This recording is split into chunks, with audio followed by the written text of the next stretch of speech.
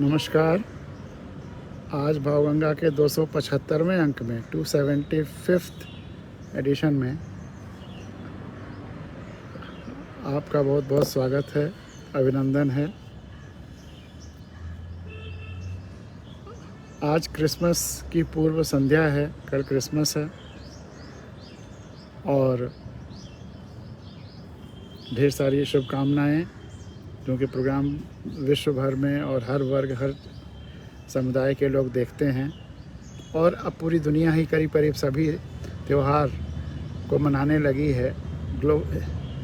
अगर एक परिवार है तो उसमें सभी के रुझानों के स्वागत करना है और उसी अनुसार रहना है।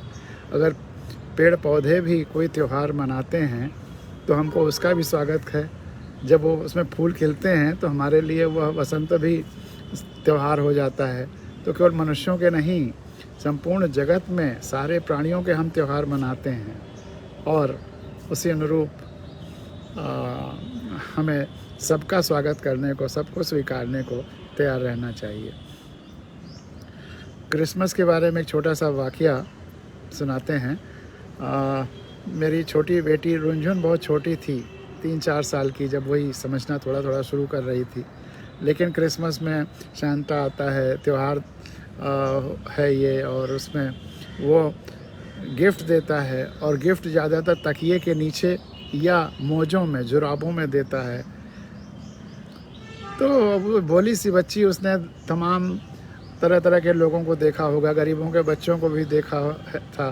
तो उसने कहा, पापा जो लोग मोजे नहीं पहनते या तकिया नहीं लगाते, जो बच्चे, उनको कैसे सांता त्यौहार वो गिफ्ट देगा? तो बहुत बड़ा सवाल है। उस पर एक शेर बना और वो उस गज़ल का, जो मशहूर गज़ल है, उसका एक हिस्सा बनी। क्रिसमस के तोहफे सबको मिल पाएँ, क्रिसमस के तोहफे सबको मिल पाएँ, मुफलिसों के नाम, गरीबों के नाम, जुराब लिखता हूँ। क्रिसमस के तोहफे सबको मिल पाएँ, मुफलिसों के नाम, जुराब लिखता हूँ। रोशनी की एक किताब लिखता हूँ, अनुशासित इनकलाब लिखता हूँ। ये गज़ल बहुत प्रसिद्ध है और इसके कुछ और शेर आपके सामने रखता हूँ, आपको अच्छा लगेगा। आपने सुना होगा कई बार, लेकिन जब मैंने कहा ना, अच्छी बातें कई बार दोहराई जाएं। वैसे हूँ फ़कीर अमीरों के सामने, अपने को भी नवाब लिखता हूँ। और आँच आए जब स्वाभिमान पर, रोशनाई नहीं तेजाब लिखता हूँ। जुगनुओं को ढूंढ जोड़कर अंधेरों में आफताब लिखता हूँ। पर्यावरण संतुलन ही कल का धर्म, पर्यावरण संतुलन ही कल का धर्म, बार बार यही जनाब लिखता हूँ। चांदनी रात में चमकती लहरें, समंदर पर माहताब लिखता हूँ। ये तमिलनाडु में समुद्र तट के पास ये शेर बना था कि चांदनी रात में चमकती लहरें, समंदर पर माहताब लिखता हूँ। सारी कायनात एक परिवार है, सोते जागते यही ख्वाब लिखता हूँ।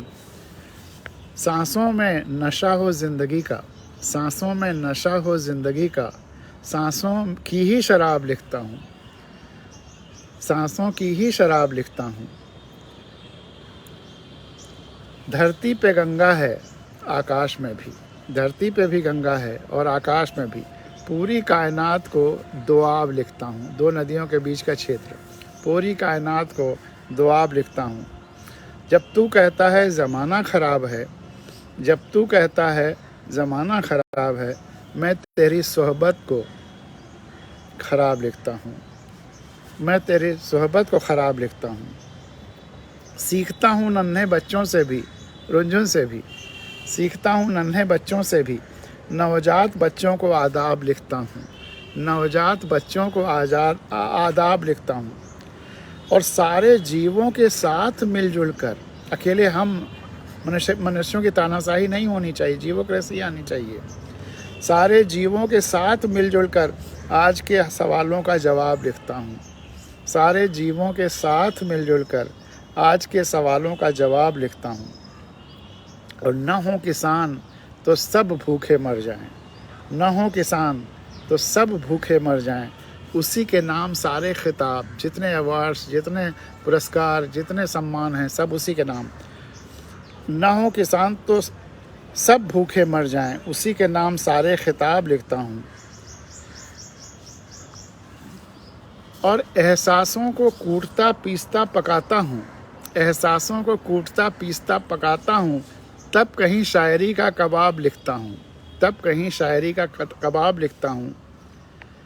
और पारदर्शी है ज़िंदगी और शायरी, पारदर्शी है, ट्रांसपेरेंट है ज़िंदगी और शायरी। मैं दोनों को ही बेहिजाब लिखता हूँ, मैं दोनों को ही बिना रंगे हुए, हिजाब लगाए हुए, मैं दोनों को ही बेहिजाब लिखता हूँ। और सफ़र में बोझ कम हो जानते हुए भी, सफ़र में बोझ कम हो जानते हुए भी, गज़ल में कितना माल असबाब लिखता हूँ, जितना ज़रूरत है उससे ज़्यादा माल असबाब लिख देता हूँ गज़ल में। और दुनिया की सारी नदियाँ माँ सी प्यारी हैं, दुनिया की सारी नदियाँ माँ सी प्यारी हैं, तुम कावेरी मैं चेनाब लिखता हूँ, तुम कावेरी मैं चेनाब लिखता हूँ। और सारा मीठा पानी बह न जाए समंदर में, सारा मीठा पानी बह न जाए समंदर में, इसीलिए तो हर कहीं तालाब लिखता हूँ, इसीलिए तो हर कहीं तालाब लिखता हूँ। लंबी गज़ल है, लेकिन वही बात इसी के लिए शुरू हुई कि क्रिसमस के तोहफे सबको मिल पाएँ, क्रिसमस के तोहफे सबको मिल पाएँ, मुफलिसों के नाम जुराब लिखता हूँ, मुफलिसों के नाम जुराब लिखता हूँ। और अब एक व्यंग्य लेख जो कई दिन से मैंने कहा था सुनाने के लिए, यादों के नए ताजे प्रतिमान, वही सुनाएंगे। और उसी के साथ आज की ये भावगंगा विराम लेगी, 15-20 मिनट लगेगा इसमें। एक और महत्वपूर्ण बात मेरे दिमाग में आई, मैंने कहा आपको भी व्यक्त कर दूं, इस पर आप अपनी प्रतिक्रिया भी कर देंगे तो अच्छा लगेगा। कि इधर कोविड के बारे में सुगबुगाहट शुरू हुई है, जैसा कि मीडिया में भी आ रहा है, सरकार ने भी ऐलान किया है, तमाम सारे रिस्ट्रिक्शंस और प्रिकॉशंस ऐलान किए हैं। और स्थिति सरकार ने बताई कि चाइना में बहुत ज़्यादा है, तो सरकार को सबसे पहले तो वहाँ से जो वायु सेवा, वायुयान सेवा है, उसको समाप्त करनी चाहिए। जहाँ मेन जहाँ से आ रहा स्रोत है बीमारी का, उसको समाप्त करना चाहिए। तो चाइना से विमान सेवा समाप्त करनी चाहिए थी। और देश में उतना खतरा नहीं है आवागमन में, तो उसमें उतने रेस्ट्रिक्शंस की ज़रूरत नहीं है। लेकिन चाइना से या जिन जिन देशों में ज़्यादा फैला हुआ, वहाँ से पूरी तरह विमान सेवा रोकना चाहिए, या कुछ अब ज़्यादा ज़रूरत, जितनी ज़रूरत है उतना रुकावट आनी चाहिए। तो उस पर अभी अंकुश नहीं लगाया गया है, इस पे सोचना चाहिए, जैसे मुझे लगता है। और ये बात शुरू में भी हुई थी कि जब कोरोना की पहली लहर आई थी, उसमें शुरुआत में ही अगर हवाई सेवाएं रोक दी गई होती उन देशों से, तो वो उतना खतरा नहीं होता। अब आते हैं उस व्यंग्य लेख पे, यादों के नए ताज़े प्रतिमान। और इसी के साथ आज की भावगंगा थोड़ी पहले समाप्त होगी, 20-25 मिनट 30 मिनट की। कितना आदिम और पिछड़ा हुआ था वह आदमी, ये भी एक व्यंग्य लेख कुछ माटी की कुछ कुम्हार से है। कितना आदिम और पिछड़ा हुआ था वह आदमी जो कैसी कैसी छोटी और बेतुकी बातों पर किसी को याद कर लिया करता था। मौसम ने अंगड़ाई ली तो याद कर लिया, मुडेरी पर कागा बोला नहीं कि किसी की याद आ गई, और तो और हिचकी आई तो कोई याद आ गया, और पलास फूला या झूले पड़े या किसी खास नदी झरने पहाड़ को देखा या पुरवाई चली तो किसी को याद कर लिया। तरह तरह के त्यौहार भी याद करने कराने के पुख्ता प्रतिमान रहे हैं, चाहे होली हो, तीज हो, करवा चौथ हो या भाई दूज हो। अक्सर पेड़ को देखकर, फूलों को देखकर, पक्षियों को देखकर ही लोग याद कर लिया करते थे। तोते को देखकर किसी विशेष नाक की याद आ जाती थी, खंजन को देखकर आँखों को याद करना, चकोर को देखकर यादों का लहरा उठना आम बात थी, साधारण सी बात थी। कभी कभी समय भी यादों के आधार रहे हैं। पितृपक्ष में संपूर्ण पितरों को याद कर लिया जाता था। गंध भी यादों के लिए महत्वपूर्ण प्रतिमान रहे हैं।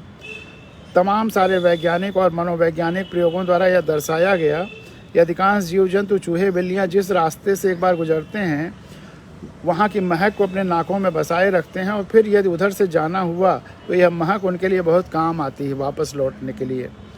कुत्तों और द्वारा चोरों की महक याद रखना और उसके आधार पर उस तक पहुँच जाना उसी प्रक्रिया का परिणाम है। लेकिन अब ज़माना आगे बढ़ गया है, ये सब याद करने के प्रतिमान पुराने लगने लगे हैं, छायावादी लगने लगे हैं। साहित्यकार तो समाज के दिशा नियामक होते ही हैं, तो साहित्यकारों ने तमाम विधाओं के विद्वानों, आलोचकों, मनोवैज्ञानिकों के साथ मिलकर एक सभा की। उस सभा में तय पाया गया कि यादों के यह प्रतिमान पुराने हो गए हैं और नए प्रतिमानों की आवश्यकता है। ऐसे प्रतिमान जो ज़माने की रफ्तार के साथ कदम मिलाकर चल सकें और आधुनिक परिवेश में खरे उतर सकें, व्यावहारिक हो सकें।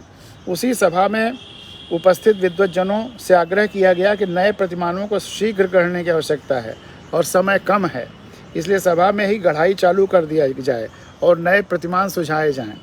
कुछ सुझाव जो सभा में आए वे इस प्रकार रहे। लोग मर जाते हैं और पीछे बचे लोग उन्हें अकारण याद किया करते हैं। मृतात्मा को भी तकलीफ होती होगी। जब जीवन के हर क्षेत्र में अनुशासन अपेक्षित है तो याद करने में भी एक अनुशासन होना चाहिए। जैसे लोग पितरों को भी पत्र देकर पितृपक्ष में ही याद करते हैं, तो बेहतर होगा अब लोग मृतात्माओं को तभी याद करें, तभी तकलीफ दें जब पत्रिकाओं में स्मृति विशेषांक या महाविशेषांक निकालें। तभी तकलीफ दें जब पत्रिकाओं में उनकी स्मृति विशेषांक या महाविशेषांक निकालें। ये व्यंग्यलेख तब लिखा गया था 90s में, जब टीवी और ये सब इतने पॉपुलर नहीं हुए थे और सोशल मीडिया, तो इसलिए पत्रिकाएं खूब बिकती थी, निकलती थी और उसमें विशेषांक बहुत महत्वपूर्ण हुआ करते थे, तो उसकी तरफ इशारा है। साधारण लोगों को तभी याद किया जाए जब विज्ञापन लेना हो। नेता पब्लिक को तभी याद करे जब चुनाव सर पे आ जाए और साफ़ सुथरे चुनाव होने का अंदेशा हो। जनता नेता को तभी याद करे जब नेता से कोई गलत काम या गलत काम की पैरवी कराना हो। घर से दूर, विशेषकर हॉस्टलों में रहकर पढ़ाई करने वाले छात्र छात्राएं घर परिवार की तभी याद करें जब पैसे खत्म हो जाएं और अधिक पैसों की ज़रूरत हो। पत्नियां पति को तभी याद करें जब साड़ी या जेवर की ज़रूरत हो। भक्त भगवान को तभी याद करें जब कोई उल्लू सीधा करना हो।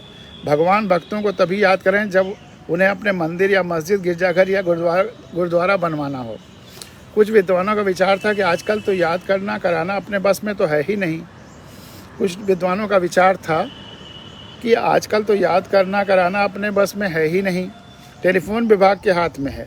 यदि फ़ोन महीने में 25 दिन खराब रहता है तो याद करने के लिए आपके पास 5 ही दिन बचते हैं। बाकी दिन चुपचाप मारकर बैठे रहें। कुछ लोगों को यह भी उसी दिन समय है जब मोबाइल नहीं था और फ़ोन अक्सर लाइनमैन की कृपा पर रहता था। कुछ लोगों को तो सभी लोग तभी याद करते हैं जब किसी दूसरे का टेलीफोन उनके हाथ में आ गया होता है, जिसके बिल का उनसे कोई नाता नहीं। ऐसी स्थिति पे वे वादों के महासागर में तैरने लगते हैं और एक एक लहर की जोर पर टेलीफोन पर उपलब्ध सभी जानने वालों को याद कर डालते हैं। ऐसे एक आध मित्र मेरे रहे हैं कि मेरे घर में आए तो हमसे कम बात किया, फ़ोन पर ही लगे रहे, उस 90s के ज़माने में। कुछ लोगों को समाज सेवा तभी याद आती है जब माइक हाथ में होता है। माइक ही उनके लिए समाज सेवा का नया प्रतिमान है। तमाम सारे लोगों को पूजा पाठ और धर्म की याद तभी आती है जब चुनाव आता है। विदेशों में रह रहे भारतीयों को देश तभी याद आता है जब लड़कों की शादियां करनी होती हैं या जब उनके देश भारत में उत्सव मनाया जाता है। कुछ जानवर विशेषज्ञों ने कहा कि याद करना कराना यह जानवरी प्रवृत्ति है। किसी से भी पूछिए 5 पुस्तकों का नाम बताइए, पिता के आगे से मुश्किल से 5% ही बढ़ पाएंगे और अपने कुत्तों, रेसों के, घोड़ों के 10-10 पीढ़ियों के नाम फर्राटे से सुना देंगे। यह अक्सर होता है, जो घोड़े पे जिस पे रेसेस में होते हैं उनके 10-10, 15-15, 20-20 पुस्तकों के लोगों को नाम याद रहते हैं। कुछ जानवर विशेषज्ञों ने कहा कि याद करना कराना यह जानवरी प्रवृत्ति है। किसी से भी पूछिए अपने 5 पुस्तकों का नाम बताएं, पिता के आगे से मुश्किल से 10%, 5% ही बढ़ पाएंगे और अपने कुत्तों, रेसों के, घोड़ों के 10-10 पीढ़ियों के नाम फर्राटे से सुना देंगे। अपनी शिक्षा व्यवस्था भी यादों के नए प्रतिमान स्थापित करने में काफ़ी मददगार सिद्ध होगी। अपने आसपास की छोटी छोटी चीज़ें याद करने की कोई आवश्यकता नहीं। अपने शहर की अच्छाइयाँ, विविधताओं या आवश्यकताओं को याद करने की कोई ज़रूरत नहीं, लेकिन दर्जा 1 के बच्चे को जनरल नॉलेज के बहाने फ्रांस की क्रांति की तारीख, क्रांतिकारियों का नाम याद करा दिया जाता है। आज अपने कर्तव्यों को याद रखने की कोई आवश्यकता नहीं है। फंडामेंटल राइट्स, फंडामेंटल ड्यूटीज़ या कॉन्स्टिट्यूशन बताने की कोई ज़रूरत नहीं है। इतना काफ़ी है कि बच्चा ब्रिटिश हिस्ट्री या वैदिक व्यवस्था को समुचित रूप से याद किया हुआ है। कुछ विद्वानों ने बताया कि टीवी के कार्यक्रम भी यादों के नए प्रतिमान स्थापित करने में महत्वपूर्ण भूमिका निभाएंगे। दिन भर बैठे बैठे टीवी देखते रहें, दिन भर बैठे बैठे टीवी देखते रहें और उसी बहाने लोगों को याद करते रहें। अब टीवी याद कराएगा, आपको अपने दिमाग पे जोर देने की ज़रूरत नहीं है। दिन भर बैठे बैठे टीवी देखते रहें और उसी बहाने लोगों को याद करते रहें। रामायण आने जा रहा है, वह पापा को बहुत पसंद है। अब महाभारत आएगा जो मम्मी को बहुत पसंद है। चाणक्य आने जा रहा है जो मामा जी को बहुत पसंद है। अभी चंद्रकांता आएगा जो मेरी दोस्त डिंकी को बहुत पसंद है। फलां कंपनी का एडवर्टीज़मेंट आने जा रहा है, इस लड़की की शक्ल डिंकी से बहुत मिलती है और चिंकी हूबहू इसकी नकल उतार लेती है, वगैरह वगैरह। तो ये सब याद करने के नए नए प्रतिमान तैयार हो गए थे और होते रहे इसी तरह से। मनोवैज्ञानिक बताया करते हैं कि आदमी जिन स्थानों पर बराबर जाना चाहता है वहाँ जाने अनजाने उसका कुछ सामान अक्सर छूट जाया करता है। ये भी याद करने के एक प्रतिमान साइकोलॉजी में साइकोलॉजिस्ट ने एक्सपेरिमेंट करके देखा है। मनोवैज्ञानिक बताया करते हैं कि जिन स्थानों पर बराबर कोई जाना चाहता है वहाँ जाने अनजाने उसका कुछ सामान अक्सर छूट जाया करता है, मसलन रूमाल, चाबी, कलम या इसी तरह कोई सामान। और उस सामान के जरिए जहाँ वो गया था वहाँ के लोग भी उसे याद कर लेते हैं और उसे खुद भी उस सामान की याद आने पर वे लोग भी याद आ जाते हैं और इस बात की संभावना रहती है कि वह फिर मिलने चला जाए। लेकिन आजकल के अर्थ प्रदान युग में बार बार सामान वगैरह छोड़ना अब लोगों को नॉन इकोनॉमिक, हानिकारक लगने लगा है। अतः यादों के इस महत्वपूर्ण प्रतिमान को मनोवैज्ञानिकों के कड़े विरोध के बावजूद निरस्त कर दिया गया है, क्योंकि अब लोगों के अचेतन मन में अर्थशास्त्र ने मनोविज्ञान से गहरी जड़ें जमा ली हैं। अतः यादों के इस महत्वपूर्ण प्रतिमान को मनोवैज्ञानिकों के कड़े विरोध के बावजूद निरस्त कर दिया गया है, क्योंकि अब लोगों के अचेतन मन में अर्थशास्त्र ने मनोविज्ञान से अधिक गहरी जड़ें जमा ली हैं। मनोवैज्ञानिकों ने भी काफ़ी रिसर्च के बाद पाया कि असफलताएं और दिक्कतें अधिक याद रहती हैं, सफलताएं भूल जाती हैं। मनोवैज्ञानिकों ने काफ़ी रिसर्च के बाद पाया था कि असफलताएं और दिक्कतें याद रहती हैं, सफलताएं भूल जाती हैं। लेकिन इस सम्मेलन में विद्वानों ने ऐलान किया कि यह एक दकियानूसी ख्याल है। इस विषय पर और भी बड़े पैमाने पर मनोवैज्ञानिक रिसर्च की ज़रूरत है और ऐसा विश्वास है कि यह बड़ा मनोवैज्ञानिक रिसर्च यह सिद्ध कर देगा कि हमें सफलताओं को याद करने के नए प्रतिमान बनाने की आवश्यकता है। हमें सफलताओं को याद करने के नए प्रतिमान बनाने की आवश्यकता है। हमें असफलताओं को भूल जाना होगा। यह बहस कई दिनों तक चलती रही। एक विद्वान ने एक पेपर पढ़ा जिसमें यादों के प्रागैतिहासिक आर्कियोलॉजिकल स्थिति पर विचार किया गया। यादों के उस प्रागैतिहासिक युग को आज समझ पाना मुश्किल हो रहा है, लेकिन उस समय किसी को याद करने मात्र से वह आंखों के सामने हाजिर हो जाया करता था। यादों के उस प्रागैतिहासिक युग को आज समझ पाना मुश्किल हो रहा है, लेकिन उस समय किसी को याद करने मात्र से वो आंखों के सामने हाजिर हो जाया करता था। ये माइथोलॉजी का प्रागैतिहासिक के साथ साथ शायद रहा हो, तभी उसी देख करके तो माइथोलॉजी में अक्सर ऐसा होता है। पौराणिक कथाओं, पौराणिक युग में कि आप किसी को याद करिए वो सामने हाजिर है। नारद जी को याद करिए, नारद जी हाजिर हैं। उस ज़माने में यादों के प्रतिमान क्या थे यह अभी तक तय नहीं हो पाया है। उस ज़माने में यादों के प्रतिमान क्या थे अभी तक तय नहीं हो पाया है। अब आखिरी स्टैंजा। एक उच्च स्तरीय समिति की स्थापना की गई जो काफ़ी अध्ययन के और विचार के बाद एक आदर्श निर्देशिका जारी करेगी कि निम्न एक दूसरे को कब और कैसे याद करें। एक उच्च स्तरीय समिति की स्थापना की गई जो काफ़ी अध्ययन और विचार के बाद एक आदर्श निर्देशिका जारी करेगी कि निम्न एक दूसरे को कब और कैसे याद करें। कोई देश विश्व बैंक किसी देश को, बहुराष्ट्रीय कंपनियां किसी विकासशील देश को, कोई प्रदेश किसी बहुराष्ट्रीय कंपनी को, कवि सम्मेलन का आयोजक कवि को और कवि आयोजक को, आलोचक कवि को और कवि आलोचक को, संगीतकार श्रोता को, आदमी शहर को, शहर आदमी को, किसी प्रदेश का नेता किसी विदेशी राजनेता को, व्यापारी देश को, देश व्यापारी को, बिजली और टेलीफोन नागरिक को, और इसी तरह और बहुत ढेर सारे महत्वपूर्ण यादों भरे संबंध ये कब एक दूसरे से याद करें, इस पर एक आचार संहिता। एक दिन जब इस विषय पर महासभा में गर्मा गर्म चर्चा चल ही रही थी तो खबर वाला जी दौड़ कर आए और माइक पर बोल रहे वक्ता को एक तरफ ठेलते हुए माइक पर जबरदस्ती कब्जा करते हुए चिल्लाए। एक दिन जब इस विषय पर महासभा में, कई दिन तक चला यह विषय, क्योंकि उसी समय सबको अपना अपना विचार दे करके कुछ न कुछ फैसला कराना ही था। एक दिन जब इस विषय पर महासभा में गर्मागर्म चर्चा चल ही रही थी तो खबर वाला जी दौड़े हुए आए और माइक पर बोल रहे वक्ता को एक तरफ ठेलते हुए माइक पर ज़बरदस्ती कब्जा करते हुए चिल्लाए, आप लोग यहाँ यादों के द्वितीय प्रतिमान ही तय करने में अब तक लगे हुए हैं। पश्चिमी देशों में अभी अभी रिपोर्ट प्राप्त हुई है कि यादों के तृतीय प्रतिमान ढूंढ लाए हैं। आप लोग यहाँ यादों के द्वितीय प्रतिमान ही तय करने में अब तक लगे हुए हैं। पश्चिमी देशों से अभी अभी रिपोर्ट प्राप्त हुई है कि यादों के तृतीय प्रतिमान ढूंढ लिए गए हैं, जिससे अभी किसी को याद करने की न तो आवश्यकता ही रह जाएगी और न सामर्थ्य, जिससे न तो किसी को याद करने की आवश्यकता ही रह जाएगी न सामर्थ्य। यदि किसी की याद आती है तो इस याद का एक एंटीडोट, प्रतिकारक दिया जाएगा। जिस पश्चिमी देशों को अभी अभी रिपोर्ट प्राप्त हुई कि यादों के तृतीय प्रतिमान ढूंढ लिए गए हैं, जिससे अब किसी की याद करने की न आवश्यकता ही रह जाएगी और न सामर्थ्य। यदि किसी की याद आती है तो इस याद का एक एंटीडोट, प्रतिकारक दिया जाएगा, एक दवा या इंजेक्शन, जिससे याद आना बंद। इस एंटीडोट को ही यादों का तृतीय प्रतिमान कहा गया है और अलग अलग परिस्थितियों के लिए अलग अलग एंटीडोट की तलाश जारी है और अलग अलग परिस्थितियों के लिए अलग अलग एंटीडोट की तलाश जारी है। वैसे ध्यान देने योग्य बात यह है कि यादों के तृतीय प्रतिमानों को उत्तर आधुनिकतावादियों ने भी स्वीकार कर लिया है। वैसे ध्यान देने योग्य बात यह है कि यादों के तृतीय प्रतिमानों को उत्तर आधुनिकतावादियों ने भी स्वीकार कर लिया है। उत्तर आधुनिकता वालों ने भी स्वीकार कर लिया है। ये उत्तर आधुनिकता शब्द मुझे इतना अटपटा लगता है कि अब उसकी कोई इंतहा नहीं है।